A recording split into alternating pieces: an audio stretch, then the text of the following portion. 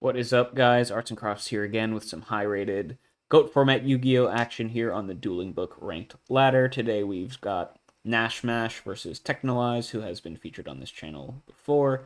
As always, both players rated in the top 200 spots of the Dueling Book GOAT format ladder at the time this match was played. Let's hop right into it.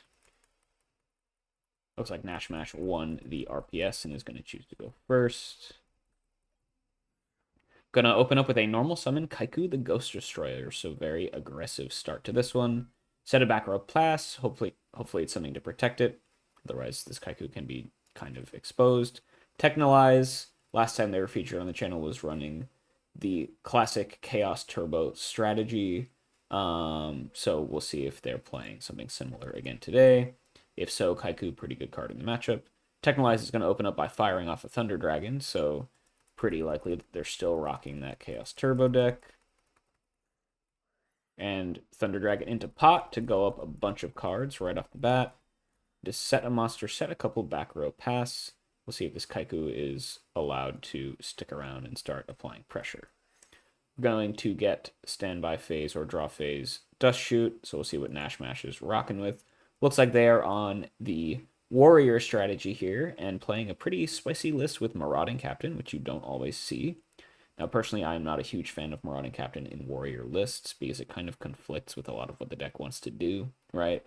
Go format is a format where going wide, like Marauding Captain encourages, doesn't really do too much for you. Just because stuff like Mirror Force and Torrential Tribute are so omnipresent. And it, encourages you to play a high monster count, which is kind of not what the Warrior strategy wants to do. But we'll see, maybe Nash Mash just tweak the deck to support Marauding Captain, and maybe it's a little bit of their take on a pretty common strategy. Either way, though, the Dust Shoot is going to resolve. If you're Technolize, you probably don't really care too much about the Marauding Captain, honestly. Depending on what your set monster is. I mean, ripping out the Exiled Force, I think, just generally makes sense because you have this set monster here, so I would not be surprised to see Technolize rip out the Exiled. Yep, and that's what we're going to see. So Nash Mash is just going to have Heavy, Call of the Haunted, Marauding Captain, and Ninja Grandmaster. Exiled will get shuffled back. Ninja Grandmaster will get normal summoned here, though. I'm going to start beating in with this Kaiku, interestingly. So, yeah, the order of operations here definitely matters. If you attack with Ninja Grandmaster first, it sets you up for a potential connect with the Kaiku to start banishing the opponent's grave, which is really good against Chaos decks, of course. That's why Kaiku is played. But attacking with Kaiku first is better into Gravekeeper's Spy, because then the Grandmaster can pop one of the spies. So Nash Mash making the call here to attack with the Kaiku first, prioritizing killing potential spies. And, your opponent isn't really on... well, now you put your opponent on Chaos. The Kaiku Floodgate preventing them from summoning stuff. But this is something you got to be worried about here when you're playing these Warrior decks against Turbo. Tokoichi's going to cycle for a card. Grandmaster will just get in for 1800, start applying some damage to life points. So not a bad turn here for Nash Mash, starting to apply pressure here. Technolize, though, with a nice full grip of cards. A couple of those are Thunder Dragons, but looking to cash those in. We'll see how they can respond to this. Delinquent Duo is a good start. We know what's in the hand here for Nash Mash. They hit the Marauding Captain, which I think is totally fine. So now the choice is between discarding Heavy Storm and Call of the Haunted. Both are not that great when your opponent knows about them, but I guess it's easier to play around Heavy Storm than Call of the Haunted. Because Call of the Haunted, like, your opponent kind of needs to have an answer for it. Whereas Heavy, if they know you have it, they'll just play around it. So discarding Heavy, I think, probably makes sense here. Gonna go for the Call of the Haunted, though. So we'll see if that ends up being the play. I think especially when you have Kaiku around, you really want Call to just have it stick and keep your opponent from playing their best cards, but we'll see what ends up being better. Upstart to go for Techno to dig a little bit further into the deck. They're just going to set a monster, set a back row pass. Still unable to deal with either of these monsters from Nash Mash, so we'll see if some more pressure is be able to be applied here. And Smash is just going to fire that Heavy Storm, which is an interesting call, right? Because your opponent knew you were on Heavy, and so they're probably playing around it with the cards that they set. Yeah, we're going to change our, and it does hit a bluff set Nobleman of Crossout, which was an interesting call earlier on, but I guess if you make the guess your opponent's on Warrior, you might as well just bluff set it in case they're going to go for like MST or something, or in case your first set was like a Dust Tornado. If Nash Mash's first set was a Dust Tornado, you want to play around that to make sure your Trap Dust Shoot has a better chance of going off by bluff setting a card that doesn't really do too much in the matchup. So I think that makes sense. You're just going to get hit by the Heavy Storm, though, and you're probably fine with that if you're Technolize. Like, you basically just traded a dead card for Heavy Storm. So pretty good if you're Technolize. Playing this matchup pretty well so far. Ooh, the Warrior returning alive is going to get used here to grab back Marauding Captain. So another card that you don't generally see here in these Warrior decks. Nash Mash playing with some interesting tech cards here. Warrior returning alive just to grab Marauding Captain back, which isn't even going to get its full value here. But I guess it is going to like taunt the opponent's monsters into attacking them. Really only protects Ninja Grandmaster, though, because Kaiku's not even a Warrior. So interesting call here. But potentially just trying to get as aggressive as possible. Oh, thought the Exile was in there. No, that got spun back, shuffled back by the Trap Dust Shoot. So you're going to grab this somewhat dead Marauding Captain. Not the best play, but mistakes happen. And now, so interesting sequence of events now. Basically making the wrong call on what to attack with 2 turns in a row, or in the order of attacks 2 turns in a row. First time, played around Spy by attacking with Kaiku first, but hit a Deco. This time, saying, I don't think you have Spy, so I'm going to attack with the Grandmaster first. Or prioritizing the Kaiku banish, but actually running into a Spy here. So Technolize is going to be able to summon out a Spy. This will wall out for a few turns, but the Grandmaster, if left alone, will just kind of eat away at these over time. But a pretty good way to stall out for a little bit here if you're Technolize, and you know Nash Mash doesn't really have any other answer to these. So if you can deal with the Ninja Grandmaster, you're pretty happy here if you're Technolize.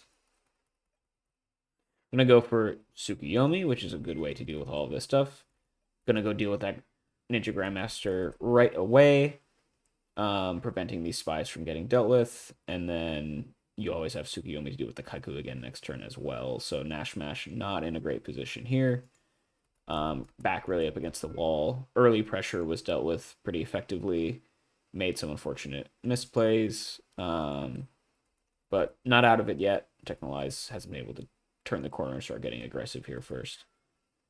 We're going to get, so it looks like Nash Mash drew a back row for a turn. I'm just going to set that pass, hoping to defend against the Tsukuyomi next turn, but Technolize does have the Raigeki break and the Thunder Dragon to discard it to pop that back row. It was Sakuretsu armor, which would have protected against the Tsukuyomi.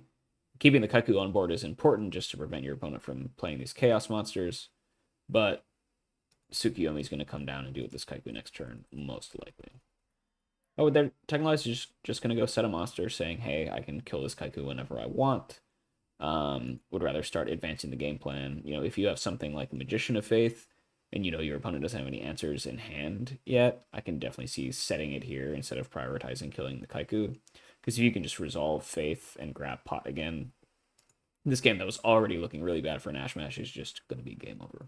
So Nash Mash, though, draws for turn. Looks like it's another back row. Technolize, show me the Magician of Faith. Yep, makes total sense. Grab that pot. Just continue to grind this one out. Warrior is just so far behind here. Tsukuyomi, you got the fun choice of, do I kill the Kaiku or do I reset the Faith? You can always reset the Faith next turn, so let's go clear out this Kaiku. And Faith can get in for 300. Set a couple back row pass, and now you're so far behind here is Nash Mash.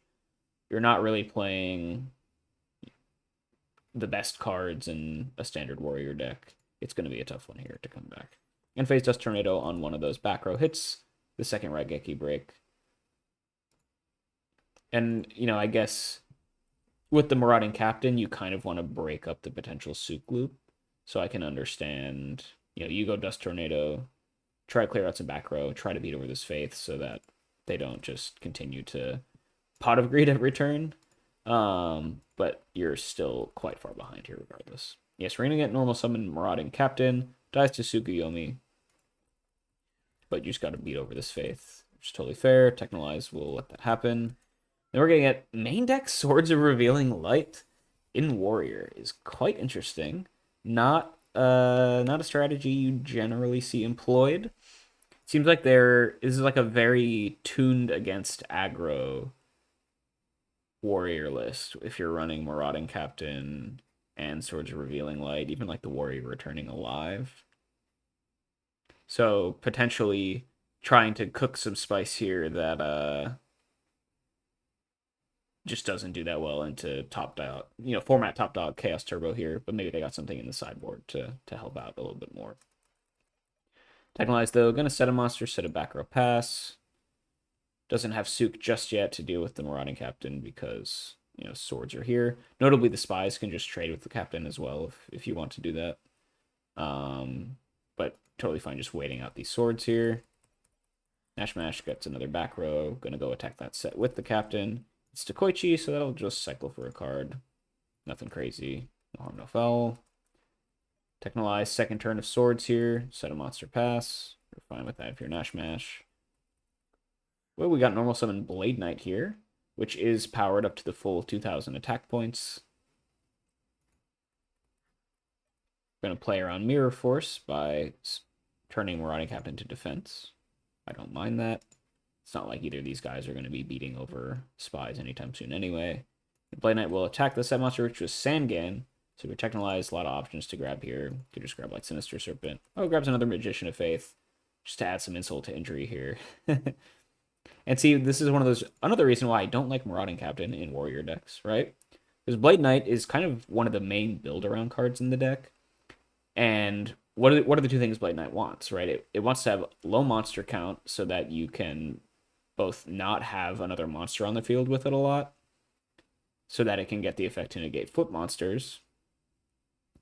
And you want low monster count because, you want to be able to set your hand and stuff and play a bunch of back row so Blade Knight can get powered up to 2,000. Marauding Captain wants the exact opposite of those things, right? And if you had to pick between making your Blade Knights really good or making your Marauding Captains really good, most people, the consensus, right, is that you would rather have your Blade Knights being good. That's kind of the general theory behind why Marauding Captain is just, on paper it might look like it's kind of good for Warrior, but just strategically it doesn't do what it wants to do a lot of the time. What the deck wants to do, I should say. Last turn here, under Swords for Technolize, just going to add another set monster, another back row there. Just playing it slow. Now Swords are gone, you can start getting aggressive if you want. We got normal summon DD Warrior Lady here, which is a good card. It's a way to deal with a spy at least. Sangan is gone, which is, one of the best uses for DD Warrior Lady in the format. Generally, is preventing those Sangan searches. It's also great for dealing with Chaos Monsters, of course, because it doesn't matter. Stats don't matter with DD Warrior Lady. You can just kind of answer any single monster. It's a lot like Exiled Force in that way, just with a little bit more offensive power. Blade Knight will attack the set monster, but we do have the Mirror Force to get the nice 2-for-1, and what was looking to be... Oh, okay. So I was going to say what was looking to be a pretty nice board here for Nash Mash will be dealt with pretty handily by Mirror Force, but we do have Solemn Judgment out of Nash Mash, a kind of last-ditch effort to keep this board alive, keep the pressure on, and yeah, here you go. Faith is going to... The known Faith was the set monster, though. Gonna go grab Pot of Greed. So Solemn keeps your board alive, but you're up against a mountain of cards here sitting in Technolize's hand, so still not looking super good. DD Warrior Lady is just going to take one for the team, crash into Spy, and banish both of them. So you dealt with one of them. You need to start being aggressive soon, so I don't hate that. Not always the best use for DD Warrior Lady because, one of the spies is free, essentially, right? So kind of negating yourself or going negative there. But it allows you to get a little bit closer to pressuring the life points of Technolize.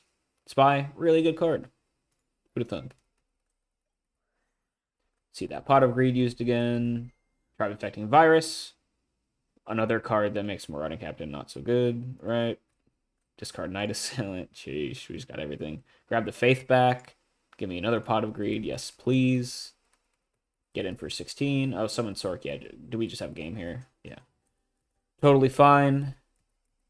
Okay, so we're going to take game 1 here against Warrior. Game 2, we'll see if Nash Mash has a little bit of side deck reconfiguration to do here. Main deck definitely not super great against turbo decks, but ideally you'd have a plan for it somewhere in the 55. And opening with Delinquent Duo is a good start for sure. See if this will get full value. Hits a Sinister Serpent though, so really, yeah. Turbo, being good against Duo most of the time, and Technolize is just going to be able to discard the worst card in their hand. So Nash Mash traded 1,000 life points and 1 card for the worst card in Technolize's hand, which is not super great. It's just going to be Jar of Greed. Not a, Jar of Greed is an interesting card against Warrior, right? Because for one, it'll, Warrior loves playing Dust Shoot, right? So playing Jar of Greeds allow you to set your hand and play around Dust Shoot as the turbo player. But on the other hand, it is pretty slow, right? And aggressive decks like Warriors, they do like to punish decks for being a little bit dirtily with like Thunder Dragons and Jar of Greeds and trying to set up stuff like that. So it's good and bad in the matchup for some interesting reasons. So it'll hit the grave here. Nash Mash just gonna T-set pass. Technolize, probably going to re-grab this Sinister Serpent. Do we have a Dust Shot out of Nash Mash? Looks like no. Technolize has the duo of their own to start ripping apart Nash Mash's hand. That hits a Ninja Grandmaster, which is a lot better than hitting a Sinister Serpent, so definitely advantage Technolize here right out the gate. Nash Mash is going to discard Swords of Revealing Light, which you kept in post-side against Chaos Turbo when you're playing Warrior, which is generally not advisable, but maybe you just don't have anything else to do. It's one of those things where, like, if you need to play Swords against Turbo, you're probably already lost anyway, right? And they're totally fine right there. Turbo is not the beatdown deck in the matchup, so keeping Swords in, like, they're totally fine just waiting for 3 turns, drawing a bunch of cards, right? Warrior likes when there are not a lot of cards in play and in hand, because then it makes their Blade Knights better, kind of what the deck is built to do, so Swords, kind of like the Marauding Captain, just kind of doesn't do what the deck really wants. But I guess it's better. It's a little bit better when you are on Marauding Captain, maybe. Because Marauding Captain wants cards in hand. I don't know. Just trying to think of some positives here. Breaker's going to come down, though. Blow up that back row. It was Bluff Set Heavy Storm, so Nash Mash just getting completely blown out here so far this game. Breaker's going to attack the set monster. It's DD Warrior Lady. Do you choose to banish or keep it on the field? Just going to choose to keep it on the field. Maybe if you have another answer to Breaker in your hand, totally makes sense to keep this monster around and continue to apply pressure, especially when you're this far behind. Nash Mash does not have an answer to the Breaker, though, so just kind of keeping the stalemate live. Has a couple back row. I'm going to pass turn. Technolize draws into Pot of Greed, so double Trinity so far here for them. Do we solemn that? We are going to solemn the Pot of Greed. Keep things relatively simplified, and this is what Warrior wants to do, right? Like, you want to keep as little cards live for both players as possible, generally. But we got normal summons on Byra. That is one way to get around DD Warrior Lady. Gonna attack in. We got Ring on the Zombira, though. That's a lot of damage coming in for both players. It'll put Nash Mash down to 1,400 life points, but it'll keep that DD Warrior Lady on the field, and maybe you can start mustering up some offense here if you draw an answer to this Breaker. Just going to be a back row, though. Set that pass. Sit on this Stalemate. Technolize. Going to set a monster pass. Stalemates favor the turbo deck in these matchups, of course, generally. Draw pass from Nash Mash. Flip summon Spy. Now that Spy... When you're playing Warrior and Gravekeeper Spy resolves against you, it feels really bad, and now just didn't have enough offensive capability to capitalize on the brief opening that they had with just the breaker on board and no back row. And now it looks like Technolize is going to start pulling away with this one. Set a back row pass.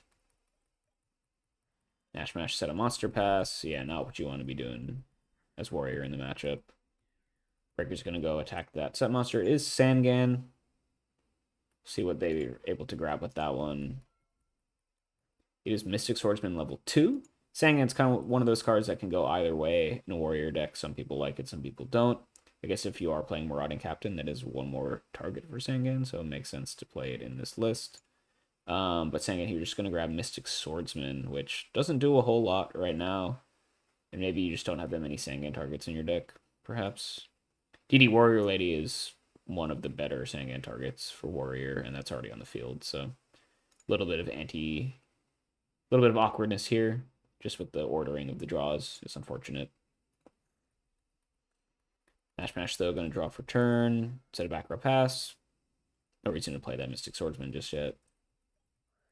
Raigeki Bear Key for Technolize on the DD Warrior Lady. Discarding Serpent, clearing the path here for the Breaker to start beating in. And doing it in the standby phase, you can just grab the Serpent right back. It's a neat little trick.